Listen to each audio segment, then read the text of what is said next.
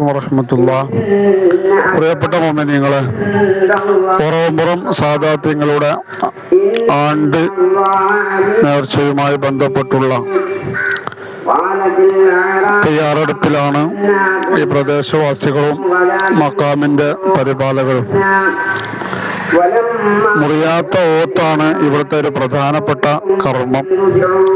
24 മണിക്കൂറും പരിശുദ്ധ ഖുർആൻ പാരായണം ചെയ്തുകൊണ്ടേയിരിക്കുകയാണ്.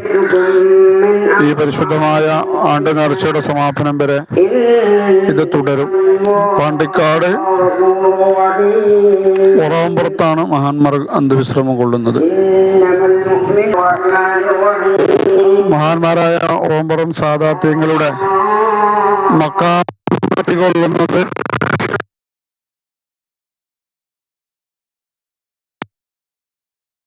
പാലത്തിനോട് ചാരിയിട്ടാണ് ഈ മഹാന്മാർ അന്ത്യവിശ്രമം കൊള്ളുന്നത്.